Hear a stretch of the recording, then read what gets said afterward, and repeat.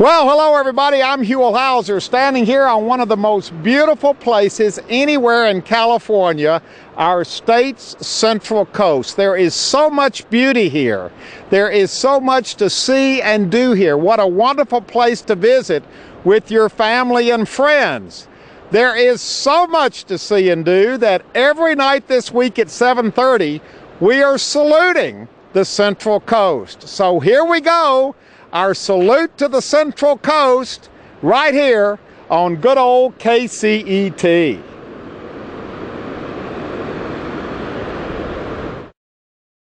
This program airs statewide on California Public Television and is a California's Gold classic. This series is endorsed by the California Teachers Association, the California School Boards Association, and the California Library Association.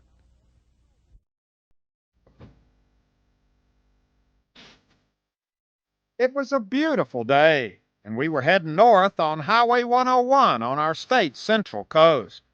Taking the Highway 166 exit at Santa Maria, we then headed west toward the ocean, and almost immediately we were surrounded by lush green fields of produce. Now this is fertile farming land, and we were on our way to the little agricultural community of Guadalupe, a fine example of California's gold.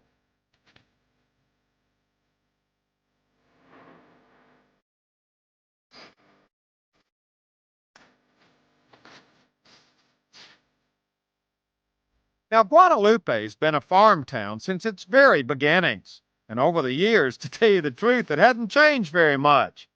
Driving through downtown Guadalupe these days, you're surrounded by history and a real feeling of old California. This is the way our farm towns used to look. But we'd soon discover that Guadalupe had much more to offer than just neat old buildings. Guadalupe is a real community.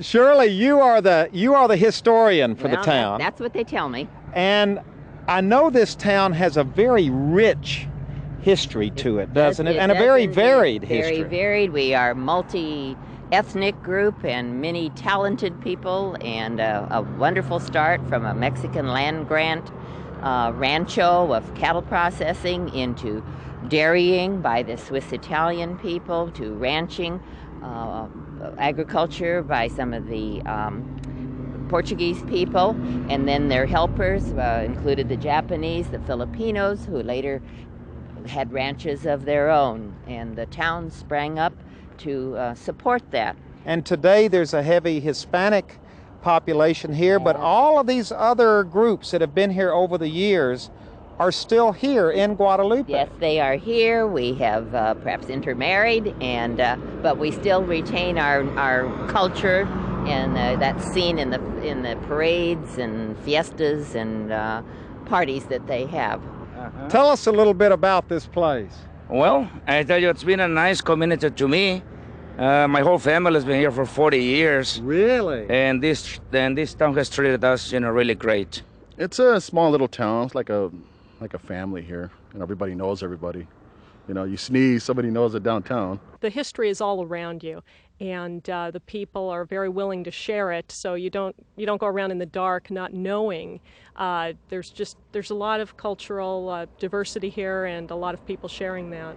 It's kind of an international town. You got people of all colors, and it was nice growing up. Small town atmosphere, My dad came in the valley, it was in the 80s sometime, 1880s. Doing what? He was mostly a dry farmer. They farmed beans, and then when the bean season was open, then the fields were open for 3-4 months at that time. They only had one crop. Then they'd go out and go out to the beaches and stay out there and fish for 2-3 months, and then they'd come back in and put their bean crop in. Really? And they all had little dairies, maybe 15 cows, 30 cows. They'd milk those, and that's what they lived on during the winter months, was the cream money and the milk money. That's how they survived. So it was beans during the summer and milk and cheese and fishing the rest of the time. The rest of the time. They worked hard when they worked, but when they relaxed, they knew how to relax. Were y'all locals here? Yes. Well, tell us about Guadalupe. How did your family get here? I've been here since 1925. Really? I was 14 years old. Now, did your family come here to work in the fields? Yes. I was 14 years old when I started to work. Mm-hmm. And I worked until 1933 during the Depression. Then I think we didn't make no money, so we were here. And I'm still here. Look at this. Now, he's not going to bite, is he? No, he's a good old boy. How you doing? Well, we're doing a show on Guadalupe. Tell us a little bit about this place. It's a good place to eat. The best place to eat in California. Now, what do you mean, the best place to eat? All these little Mexican restaurants right here. Best Mexican food around here. Also getting a bath from your dog here. He's a big old guy, old Brutus. Okay, now, Joe, you're the president of the Chamber of Commerce. Yes, and I want Anna Marie, come here. Anna Maria. She's giving up an order right now. Why is this place important? Why did you want to bring us here? Oh, because this lady, the super lady, she came from Mexico and started as a janitor, dishwasher, prep, and then started cooking. And then her uncle talked her into buying this business, and flourishing through the business, she put this girl through college. So it's a real success story here in Guadalupe. You betcha. You betcha. One thing though, if you come here, you have to have time because she makes everything from scratch. So it takes a while. Yeah, so it takes a few minutes, and most people can appreciate that and hang around. Well, now I know she doesn't speak English, but can you congratulate her on her business? And quiere felicitar por su trabajo, por su negocio. thank you very much for having us here. Okay, thank you. Is it hard work? It's very hard work. She puts in a minimum of 16 hours a day. Oh my God. Yeah. You work 16 hours a day? See? Yeah. Oh my gosh. Yeah, she raised 6 kids on it, so. Well, it's a Guadalupe success story. Yes, it is. A lot of hard work, determination. Now I'm standing here with Gonzalo Alonso and his mother in front of their store here right on Main Street. And you were telling us that if we had come by earlier this morning, 5 o'clock in the morning. 5 o'clock in the morning, what goes on here at 5 o'clock in the morning? We have a big crowd. You know, they come out for coffee, and this is the lunch they take to the fields. And since they all come from Mexico, they have no wives to depend on. They come here. We make tortas, made out of ham, lettuce, tomato, and Mexican cheese. And they take it to the fields, So this is what the field workers would come by and get from you all every morning? 50%, yes. What do you mean 50%? 50% of the crowd. There's a bunch of different stores here, so, we have a bunch of people. So you spread the business around a little bit. Yeah, we have to share it. Now, what is this exactly called? This is a torta. A torta? Torta, Mexican torta. This kind of bread is called a telera. Telera, it's just no flavor to the bread, but the flavors on the ham, cheese, jalapeno, very hot, and lettuce. I'm glad he warned me about the jalapenos. Yeah, that's very hot. Now we're standing here inside the Far Western with Clarence Minetti, and this is your restaurant. Well, I and my kids, yes, let's put it that way. And you have lived here for a long time. I've been here since 1925. Really? Yes, sir. Now, you're not a grower, you're a cattle guy. You're a horse guy, aren't you? We're horses and cattle, and we have some interest in some produce also. Mm-hmm. Yes, sir. Now, this place where we are standing right now, this place has become the hot spot around here. Everybody for miles around knows about your steaks. Well, we hope so, by golly. In fact, we have some boys here in the produce business from Texas today. Really? They've heard something about it, yes. We had dinner here last night, and we had a wonderful piece of that steak that you're so famous for. And we were talking about the people of Guadalupe, and you said there was a name that you called them. Guadalupians? Guadalupians, yes. Well, God, man, we have crossbreds that are part Japanese, part Filipino, part Swiss, part Mexican, part I said Filipino. And the beauty part of it, they all get along. Mm-hmm. And I think they're really Guadalupians. That's the word you've coined for them. Yes, sir. Guadalupians. Guadalupians, you bet. Now we're standing right here on the side of the highway with... I'm Mrs. Carpenter. Mrs. Carpenter from Guadalupe Bobcats. That's the... Right, that Kermit McKenzie Junior High School. And tell us why we're standing here. We're standing here because this is the Kermit McKenzie Main Street Mural Project. We've been working on it for about figure 7 or 8 years. And you've got a lot of mural painted here. Yes, we've had, hundreds of our students have worked on this over that period. Some of them are in college now. Great, and 2 of them are here.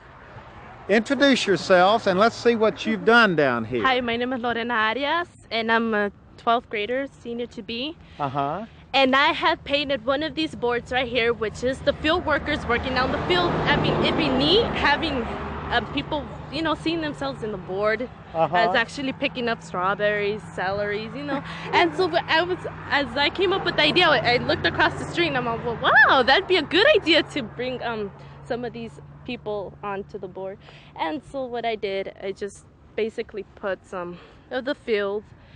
Well, there the fields right over there. Yes, it is. So the workers would be over there and you would be over here painting them. Yes, I would. And what's been the reaction? Oh, wow. I mean, people all over just passing by honking at you. Wow, that makes you feel great. I really think so. And this is your piece right here. This is my piece right here. And your name? Maribel Herrera. And you helped her with it? No, I help over there. Another one? Yeah. Well, let's have you standing right here by your piece of work here. Has it been entitled? Well, yeah, it has. What's it called? It's called The Field Workers' Mind. The Field Workers? Of Mind. Of Mind. Yeah, because it's like I got the idea from the fields. So as I was using the fields, I was using my mind at the same time. So I named it The Field Workers' Mind. Well, it's one thing to see farm workers depicted on a mural. It's another to see them in action in the fields. Fields that have been owned and worked in by Guadalupians for generations. It's early in the morning, it's foggy, and we're walking through what kind of field out here? This is a celery field. A celery field. And Yes. what's happening here? Well, today we're harvesting some celery. We got a crew out here on a machine packing it up. Now, what other things do you harvest besides celery? We harvest, we grow broccoli and cauliflower, artichokes, lettuce. Oh, okay, so wait a minute. They're taking the celery. Look over here, Louis, this is great.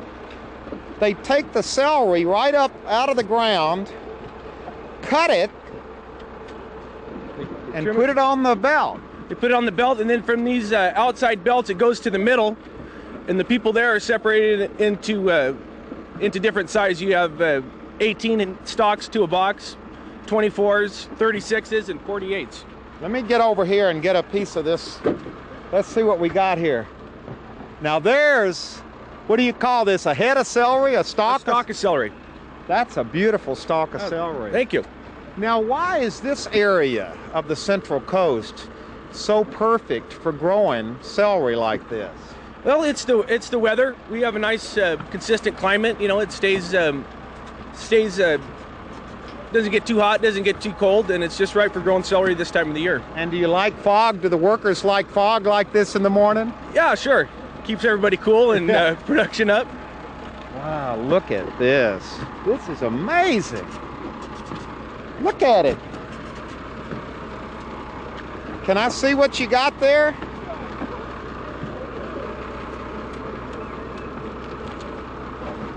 And what is this knife you got? That's a celery knife. It's got the blade here on the front of the knife for actually going underneath the ground and cutting the stalk. And then it's got a blade on the side where they trim it down with. So was this invented out of necessity, or? That's right. Yeah, it was. It was invented to harvest celery. Wow. I took your knife. I'm sorry. Let's see how you do it there. Look over here, Louis. Just pulls it right out of the ground. Boy, that's a sharp knife, too. Look at that.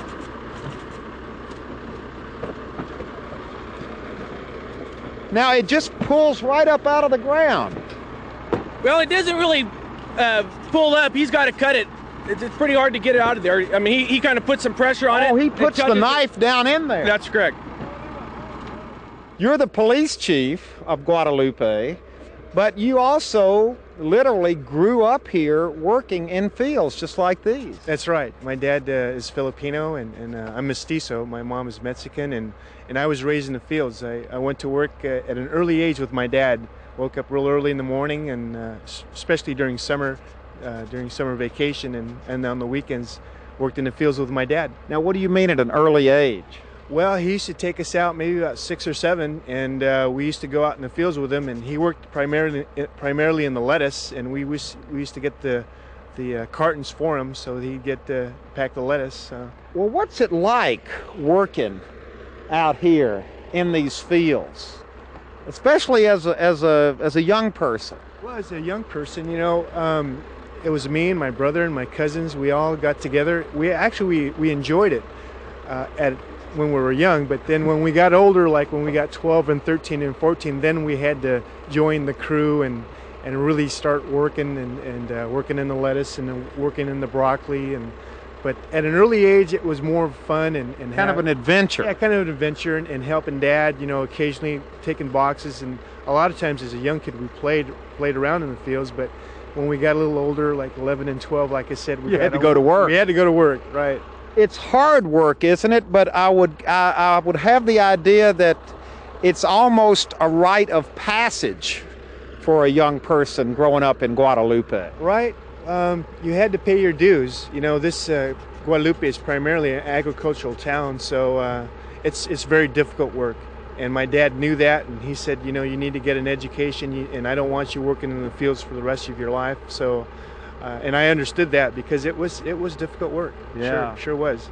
Now we're walking with, introduce yourself to us. My name is Leonarda Manuel Torres.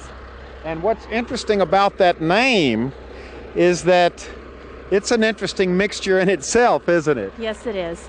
My maiden name Manuel is a Filipino last name, and my married name Torres is a Costa Rican last name. So you're Filipino and Costa Rican? No, I'm Filipino, Hispanic, and I'm married to a Costa Rican. Well, that makes perfect sense in Guadalupe, doesn't it? Yes, it does. Now, you also grew up here, and how were you connected with these fields? Well, my father came here from the Philippines in 1960. He worked the circuit in the lettuce fields. He originally came here after graduating from an agricultural university.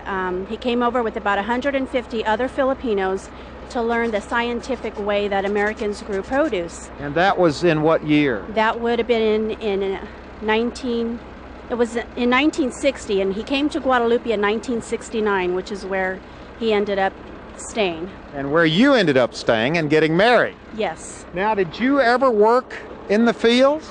Yes, I did. My father worked mainly the lettuce fields, and of course he had us out there learning. We thinned the lettuce. We also worked the strawberry fields, and later he became a sharecropper and had sugar peas, and we worked those fields also. Wow. Did you have a favorite crop that you liked to work, or did you dislike them all equally? I would have to say strawberries. We ate more than we picked. Now we have left the fields and we've come over here to Guadalupe Cooling. And Danny Vincent's kind of the head guy over here. Danny, tell us all what's going on here. This is something new to me. Well, the produce in Guadalupe comes into Guadalupe Cooling.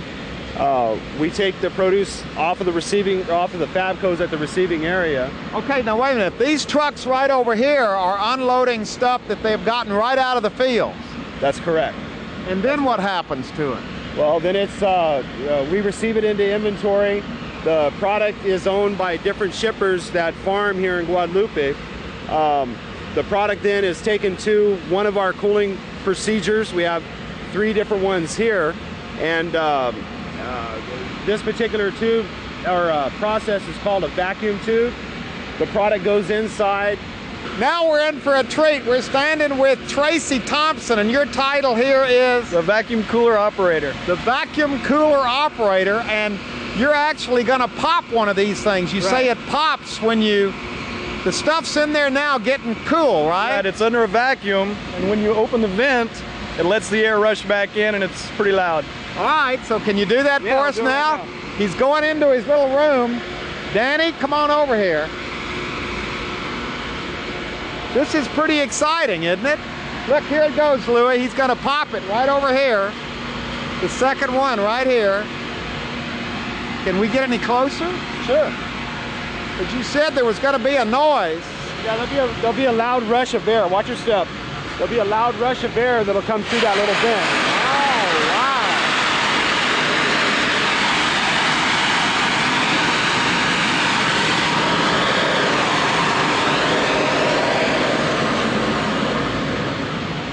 So that was it.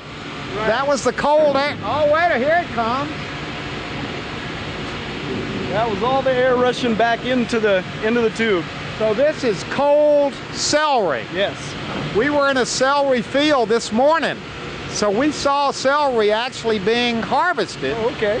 Now we're seeing it after it's been cooled out. Right.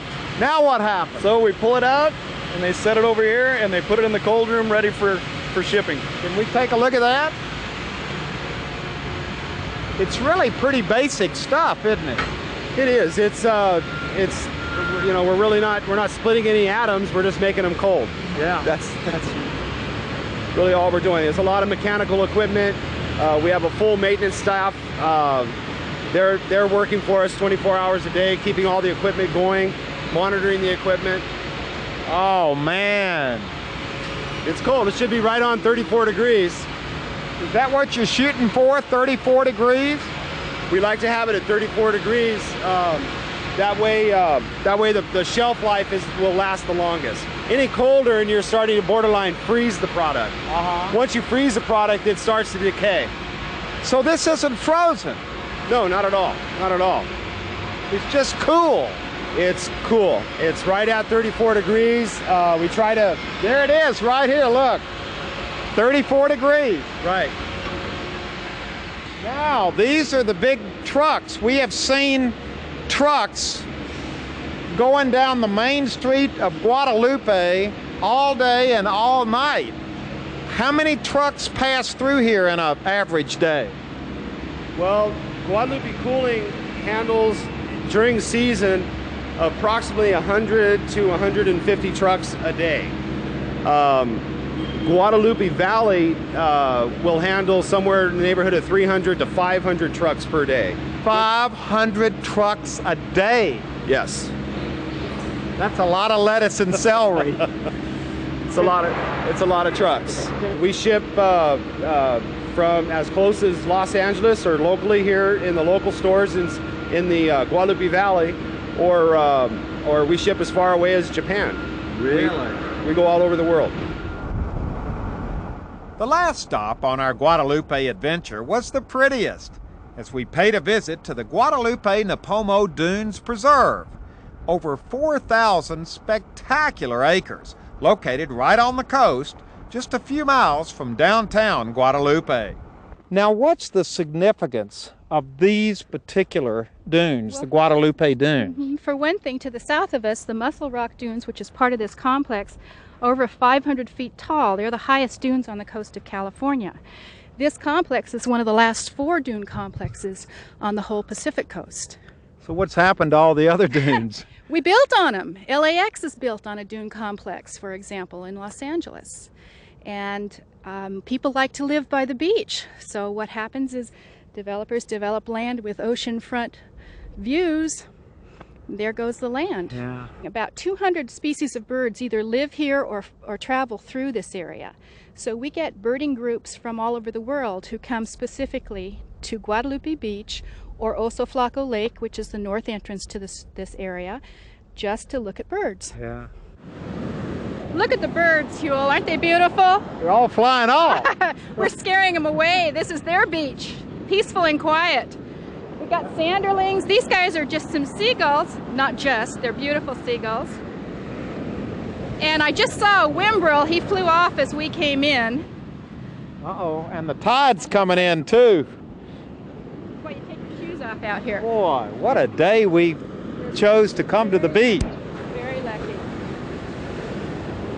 Now, how much area do you have under the Conservancy's? The total acreage is about 4,000 acres, and that includes all the way up the beach to Oso Flaco Lake, and inland about 6.5 miles. Not at this point, but at the widest part of the preserve. So this is going to be preserved for future generations. Our children's children. Just like it is. That's right. Just like it was. Well, just like it was. We hope. Ah, here come the birds back. Come again. Those are little sanderlings, and every once in a while we see a snowy plover, which is one of the threatened species that breeds right here on the beach. It's a spectacular beach, and there's nobody here hardly. I know. No one ever surfs it. It's kind of out of the way. Yeah. Most people just go, you know, where it's crowded by Pismo and stuff. So. Yeah. Yeah, it's pretty fun though. Well, so get back in the water. Hey, thanks a lot. You guys take it easy. Gosh. I wish I'd brought something. I wish I could get in the water. Do it right. I know. Wow. Is it great? And look at this. Look at I the mean, view. as far as you can see, and I know it's during the week, but I bet there are not 20 people on this whole beach. Well, actually, this is a pretty good crowd, even for during the week, because the weather is so beautiful, too. That makes a lot of difference. And the only thing I'd caution about, this is not a great swimming beach. It can be a little bit dangerous for swimmers. They have to be pretty good. Also sneak up on you. Yeah. That's why I took my shoes off. Do you think that the people of Guadalupe appreciate this place like they should, or do they take it for granted? Oh, no, we appreciate this thing. We take care of it, and we don't let nobody, you know, abuse it as far as that goes, you know. So if you don't take care of anything, people will abuse it. And when that happens, then it turns into another garbage dump, see? And we don't want that to happen here in Guadalupe. This is our beach, and it's for everybody, not only just for Guadalupe, but for everybody in the Central Coast, you know? Yeah. That's what we want to keep it.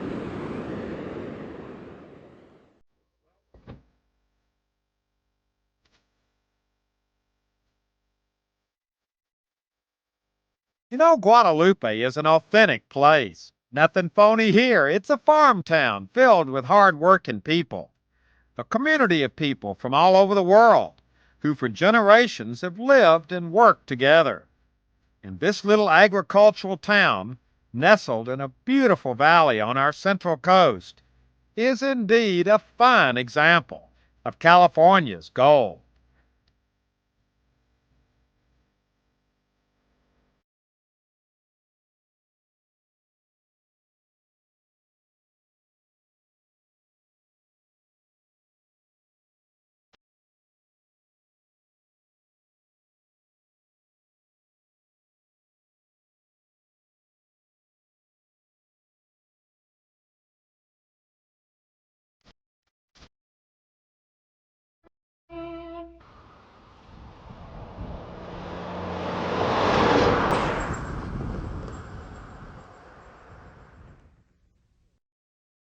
Well, hello everybody, I'm Huell Howser, and I sure hope you enjoyed this adventure. If you'd like to see it again or share it with your family or friends, or perhaps donate a copy to your local school or library, it's available on video cassette and on DVD. All you have to do is call 1-800-266-5727, and we'll be glad to send it to you right away. Well, I sure hope you enjoyed this adventure on our state's Central Coast. And remember, we're saluting the Central Coast every night this week at 7:30, right here on KCET. I'll see you tomorrow night as our adventure continues.